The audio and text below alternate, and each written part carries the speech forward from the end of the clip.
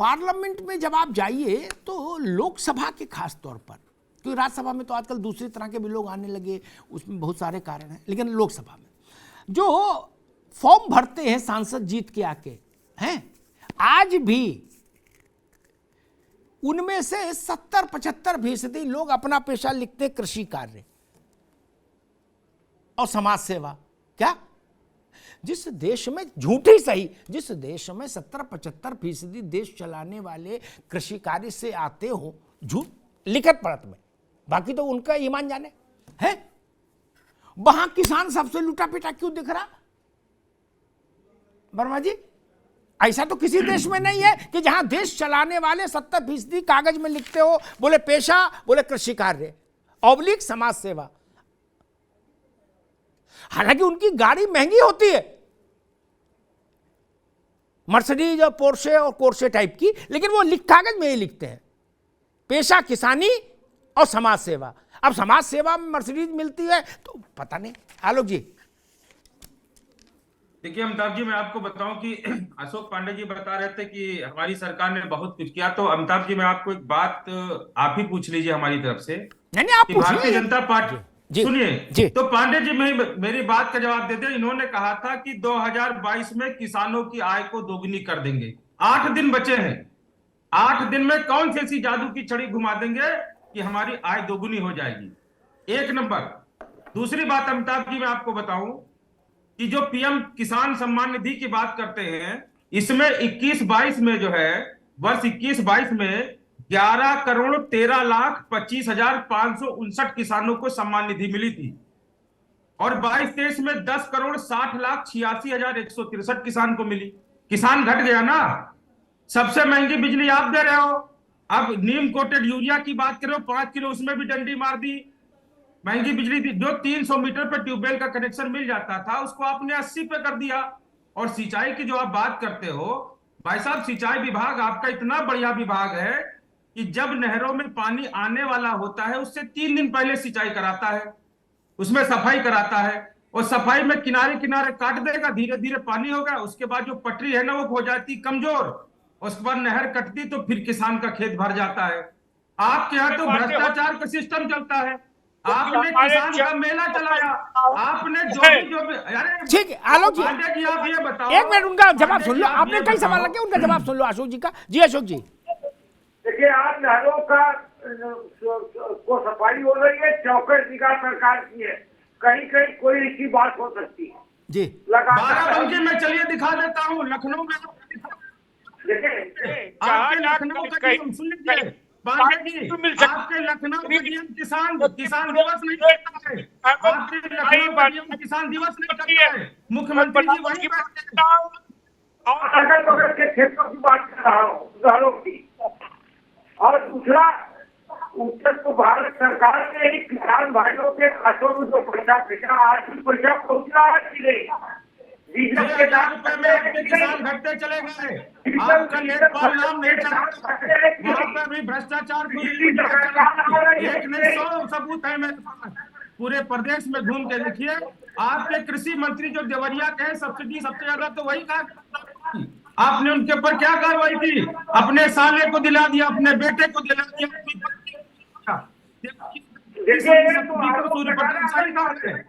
आरोप लगाना अलग है, बात है उत्तर प्रदेश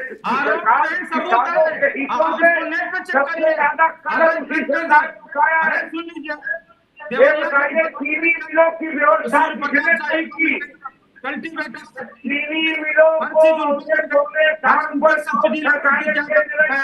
किसान की सब्सिडी जो खा गया उसी को आप कृषि मंत्री बना रहे। धान खरीदा नहीं जा रहा है, नहर में पानी की समस्या बनी हुई है, गन्ने का भुगतान, महंगी बिजली, किसान का क्या भाई? कुछ नहीं, झूठ बोलने के अलावा भारतीय जनता पार्टी कुछ नहीं करती। ये झूठ आपका ज्यादा नहीं चलेगा। एक मिनट अशोक जी आप भी रुकिए, आलोक जी आप भी रुकिए, एक मिनट सब लोग रुकिए भाई, रुकिए आलोक जी आप भी रुकिए। रविंद्र सिंह, भारत में जो ज्यादातर कथाएं, धार्मिक कथाएं, जो व्रत उपवास की कथाएं हैं, चाहे करवा चौथ की हो, चाहे भट पूजन की हो, किसी जो भी लोक कथाएं हैं, धार्मिक कथाएं हैं जो व्रत उपवास में पढ़ी जाती हैं, उन सब में ये जरूर आता कि जैसे उनके दिन बहुरे वैसे हमारे भी बहुरे। कथा कहा जहां समाप्त होती वहां कहा जाता है कि भाई जैसे इनके दिन अच्छे हुए वैसे भगवान हमारे भी करें। ठीक, मैं कई बार सोचता हूं कि वो कौन सा जंतर है, कौन सा मंत्र है, कौन सा काला जादू है कि सफेद जादू है, जिसमें कृषि कार्य और समाज सेवा करने के बाद 2-2, 2.5, 3-3 करोड़ की गाड़ियां हैं, 4-4 चेले साथ में हैं, सफेद जूता, सफेद मोजा, सफेद कपड़ा है, 10-10, 12-12 अंगूठी मार चेने लड़े हैं। और जब मैं एटा फरुखाबाद जाता हूं, वहां किसान को देखता हूं तो मैं कहता हूं तुम लोग क्या कर रहे हो यार, कौन सी कृषि कर रहे हो?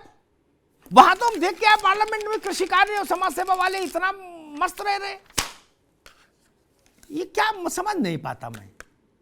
वो लोग किसी और विधि से खेती कर रहे हैं क्या?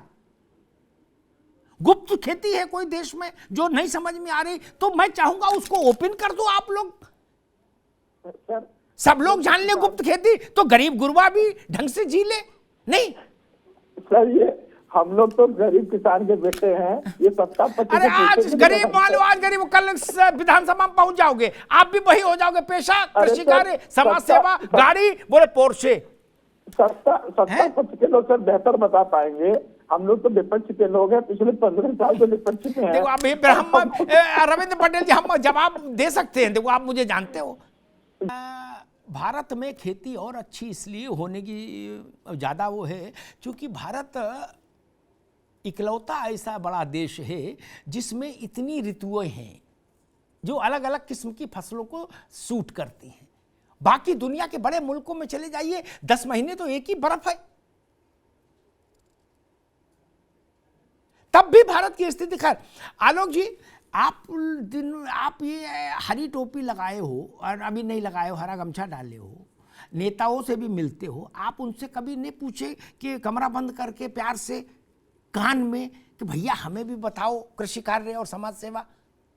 नहीं, बिल्कुल अमिताभ जी, मैं आपको बताऊं, देखो, अरे भाई मर्सिडीज न से आल्टो ही नहीं, व्यवस्था हो जाए आएगी, किसान के लिए। सुनिए, मर्सिडीज आएगी, हम अगर वो मक्का उगाएंगे तो हमसे लिया जाएगा 18-20 रुपए किलो, लेकिन अगर वे माल में चले जाओगे तो आपको मिलेगा 400 रुपया किलो।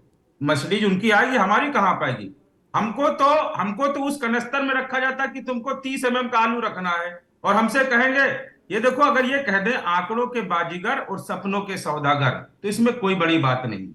हमें जो है दिखा देंगे सिंहासन का वो सपना और बैठा देंगे दरी पे, तो हम उससे नहीं डरते। लेकिन अमिताभ जी, ये बात 100% सही है कि 2024 में ये किसान इनको टीली लीली करके आईना दिखाएगा। ठीक बात त्यागी जी, ठीक त्यागी जी, वही मसला, सबको देखा, सबको आजमाया है, हमने खुद ही देखा। और सबसे दुर्भाग्यपूर्ण ये कि सबने कहा कि हम तो किसान के बेटे हैं। क्या अमिताभ जी, किसी ने नहीं कहा हम उद्योगपति के बेटे हैं जिसने राजनीति की, और फिर भी किसान की सबसे ज्यादा दुर्दशा। भैया जो इसलिए ये सोच के बोलना, अभी आपको 1 मिनट हम देंगे भाजपा की बुराई करने के लिए, ताकि आपका पार्टी का स्टैंड, एक रुक जाओ, लेकिन 1 मिनट आपको ये भी जवाब देना होगा साथ में कि 75 में से अब एक आधे से ज्यादा हिस्सा कांग्रेस रूल्ड रहा है भारत में। ठीक, बस आधा में भाजपा की बुराई, आधे में अपनी बात कहना बुराई। अमिताभ जी, जो आप बड़े बड़े लोगों के बारे में बात कर रहे हैं, बहुत सारे एनसीआर के आसपास, हाईवे के आसपास जमीनें गई हुई है, बहुत मोटा मुआवजा मिला हुआ है लोगों को, इंडस्ट्री चल रही है इनके भाइयों की, लेकिन इनके नाम पे कृषि की जमीन है। इनका स्टैंडर्ड बहुत हाई हो चुका है, विधायक सांसद के तौर पे लाख, 2-2 लाख, 3-3 लाख रुपए इनको भत्ता भी मिल रहा है, तो इनको कहीं कोई दिक्कत नहीं। हम जिनके बारे में बात कर रहे हैं वो किसान है जिस परिवार से हम लोग आते हैं। मैं कहना चाहता हूं कि 10 लाख करोड़ जब पूंजीपतियों के माफ हो सकते हैं तो किसानों के भी माफ किए जा सकते हैं, 50% माफ किए जाए। 72,000 करोड़ कांग्रेस ने माफ करे। हमारे आदरणीय जो भाजपा के प्रवक्ता जी हैं उन्होंने कहा किसान सम्मान निधि की बात करी, मैं बहुत गंभीरता के साथ कहना चाहता हूं, किसान सम्मान निधि में 6,000 रुपए सालाना किसानों को जो मिलता है वो ना दिया जाए, उसको वापस ले लिया जाए, लेकिन जो किसानों को प्रति हेक्टेयर जो 35 से 40 हजार रुपए का जो एक्स्ट्रा भार पड़ रहा है महंगे डीजल से, महंगे खाद से, महंगे यूरिया से, महंगी मजदूरी से, महंगी बिजली से, महंगी पेस्टिसाइड से, वो भार बहुत ज्यादा होता जा रहा है। इसी तरह मैं कहना चाहता हूं इलेक्ट्रिसिटी अमेंडमेंट बिल के बारे में इन्होंने लिखित में वादा किया कि वापस लेंगे, लेकिन इन्होंने अभी वो सदन में पेश कर दिया पिछले दिनों। कांग्रेस तो मांग कर रही है लगातार, हम बहुत सारी मांगे करना चाहते हैं। एक मांग ये भी करना चाह रहे हैं कि आप किसान कोऑपरेटिव बना के गठित कीजिए और किसानों को आमदनी से जोड़ दीजिए। अभी ठीक है अशोक जी, जो बातें कांग्रेस ने उठाई या लोकदल ने उठाई या किसान यूनियन ने उठाई, उनका तो उत्तर आप दे ही दो, लेकिन मैं ऐसा मानता हूं कि कर्जा माफी या किसान सम्मान निधि जैसी योजना ये किसानों की स्थिति को सुधारने की दिशा में कभी उपयोगी नहीं होंगी, ऐसा मैं मानता हूं। ठीक, मनमोहन सिंह ने कर्जा माफी की, सरकार आ गई वापस। ठीक, 76,000 करोड़ रुपया फीस मान लो, दोबारा सरकार केंद्र में आने की। ठीक, आप किसान सम्मान निधि बांट रहे हो, आप भी चुनाव जीत गए। ठीक, लेकिन उससे ननकू का भाग्य, एक मिनट, ननकू का भाग्य बदल जाए मैं ऐसा नहीं मानता। मछली हम घर बुला के मछली खिला देंगे तुम्हें साल में एक बार, हमारे जन्मदिन पे आना, हमारी जय जयकार करना, मछली खिलाएंगे। हम कहते मछली आप मत खिलाओ अपने जन्मदिन पर, आप मछली पकड़ना सिखा दो ना, अपने आप आदमी कर लेगा। नहीं, किसान को उसके जो खेती से जुड़े जो इनपुट है वो सरलता से उपलब्ध हो, वाजिब दाम में उपलब्ध हो, अच्छा बाजार उपलब्ध हो, वो अपने आप अपना भाग्य बना लेगा। लेकिन अगर 20 रुपया यूनिट या 15 रुपये, जो ये बता रहे हैं आलोक के भाई, हरियाणा से महंगी बिजली है उत्तर प्रदेश में, या उत्तर प्रदेश से महंगी बिजली राजस्थान में, मैं एक उदाहरण दे रहा हूं, तो किसान को 2000 मिल भी जाए तो उससे क्या होगा? पांडे जी देखिए, आपको बता दें कि हमारी जब सरकार आई तो हमने भी किसानों का उत्तर प्रदेश में कर्जा माफ किया, इसमें कोई दो राय नहीं। दूसरी बात, अभी आपने बहुत बड़ी बात कही कि वो कौन लोग हैं जो कार्यों से चलते हैं, किसी कार्य है। पहले देश की सियासत में किसान का बेटा होता था, कृषि होती थी। आज देश की सियासत में किसान का बेटा अमेरिका से पढ़ा हुआ लड़का आता है, वही किसान नेता भी कहता है। खेत वाले ने देखा हो, अखिलेश यादव खेत नहीं देखे होंगे, राहुल गांधी खेत नहीं देखे होंगे, अजीत सिंह अमेरिका से आते हैं पढ़ के खेत नहीं देखे होंगे, हरी पगड़ी पहन लिए किसान नेता हो गए। देश की सियासत में अब इस तरह के जब नेता आएंगे तो खेत खलिहान किसान के बारे में कोई नहीं सोचेगा। किसान का बेटा ही हिंदुस्तान में देश की सियासत में, उसके लिए सियासत का रास्ता बंद हो गया। ये दुर्भाग्यजनक है। एक बार देश के किसान के बंद कराइए। अरे अमिताभ जी, ये बताइए, देश के प्रधानमंत्री जी ने किसानों के साथ कई बार बैठक की? देश के प्रधानमंत्री ने किसानों के साथ कितनी बार बैठक की? आप क्या जानते हैं खेती किसानी के बारे में? किसान आप हमारे नेताओं के जो दिवंगत हो चुके थे टिप्पणी कर रहे हैं, जाने बजाने जो आप, ये कोई कसूर है क्या? ये कोई कसूर है? ये कोई कसूर है कि कोई नेता बड़े बाप का बेटा है? तो कोई कसूर है? अमेरिका में पढ़ के आना कोई बुरी बात है, लेकिन उनके अंदर हृदय में पीड़ा है खेती किसानी की। अजीत सिंह पे आप टिप्पणी करेंगे? अजीत सिंह अमेरिका से पढ़ के आए और अपने 35 साल के राजनीतिक जीवन में उन्होंने किसानों के लिए प्रतिबद्ध रहे। उन्होंने जो किसानों को लाभ पहुंचाया उसके एक मफिया के बराबर आप नहीं खड़े हो पाएंगे। आप खेती किसानी की बात करेंगे हमसे और हमारी पार्टी से? आपको पता नहीं होगा 1 बीघे में कितनी लागत लगती है। आप बता दीजिए कि गेहूं खेत में कितनी लागत लगती है 1 बीघे में, और कितनी बार उसको जोता जाता है, और कब उसमें अशोक जी, रुकिए रविंद्र, रुकिए अशोक जी आप अपनी बात कंप्लीट करिए भाई, समय कम है। अशोक जी आप अपनी बात कंप्लीट करिए जी। कह रहा हूँ, किसान की बेटा किसानों का हित, किसान का बेटा खेत खलिहान का बेटा करेगा। हिंदुस्तान का प्रधानमंत्री जो आज है वो किसान का बेटा है, खेतों खलिहानों से। उत्तर प्रदेश का मुख्यमंत्री कभी चाय वाला कहते हो, कभी किसान का बेटा कहते हो। अपने कमेंट पे तो मजबूत रहो। खतौनी लाइए, आप खतौनी लाइए कि मोदी के पिताजी दामोदर शाह जी कहाँ किसान है, हम जानना चाहते हैं। हम आपके चैनल के माध्यम से पूछना चाहते हैं कि ये दामोदर दास जी कहाँ के किसान थे, ये हमें बताया जाए। अच्छा, पढ़ नहीं सकते हैं, लोग तक नहीं मिले।